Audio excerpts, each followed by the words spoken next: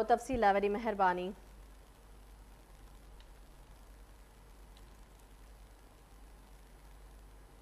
बलूचिस्तान के सरीवार इलाके में कोहिस्तानी कचहरी मुनक़िद कई वई, जंहिंमें फ़नकारनि सुर विखेरे ऐं सुघड़नि डोर बेत ऐं गुजारतूं ॾेई वाह वाह कराए छॾी। रिपोर्ट करे रहियो आहे मुस्तफ़ा मेमण।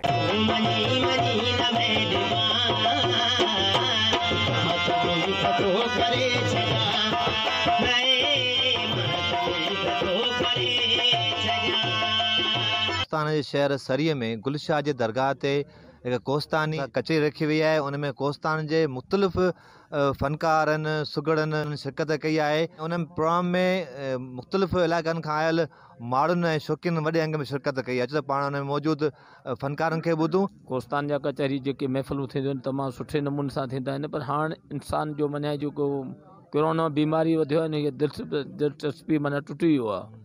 पर साईं माना दावत कई आहे त कचहरीअ लाइ, उन लाइ करे आयासीं।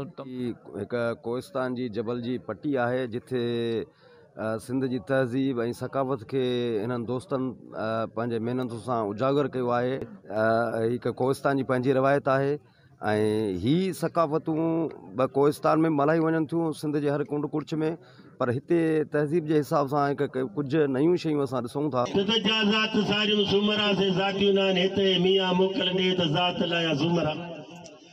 ज़ात जा जांजणी, ज़ात जा माटी, ज़ात जा पी सक, चेती जा झण सारे सूमरा से माटियूं न आहिनि हिते। मियां मोकल ॾे त पी सक लाया का सूमरा। साईं तमामु सुठो महसूसु कयूं था। असां वटि दरगाह ते तक़रीबन 40-50 मेलो ई लॻे पियो। कचहरी असां रखी आहे ऐं हिन में सुगड़ बि पहुता आहिनि, साफ़ी दोस्त बि पहुता आहिनि, परे परे खां आया आहिनि माण्हू, हैदराबाद खां आया आहिनि, मटियारी खां आया आहिनि, आला खां आया आहिनि, बलूचिस्तान खां आया आहिनि, परे परे खां आया आहिनि। बग़ैर डॉक्टरनि जे अस्पताल ॾिसी, मरंदे माण्हुनि जो माल ॾिसी, पूरे त मज़दूर जो हाल ॾिसी ऐं ज़ालिम जी एॾी मजाल ॾिसी मूं बि रोई ॾिनो। खेती खेण ख़ातिर हर पांजारियूं साण करे हू निकिरनि था।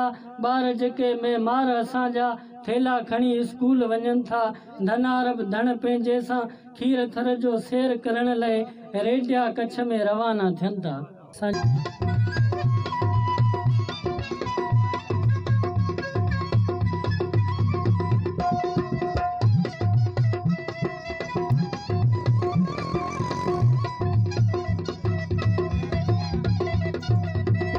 पल पाणू पाताल में भंवर प्रे आकाश, तिन संदी गालड़ी राज कांदी रास, ते इश्क के शाबाश जे मोहब्बती मेड़िया।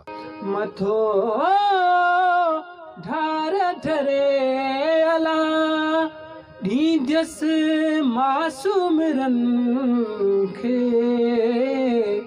औरो ढीं पुनू अरे।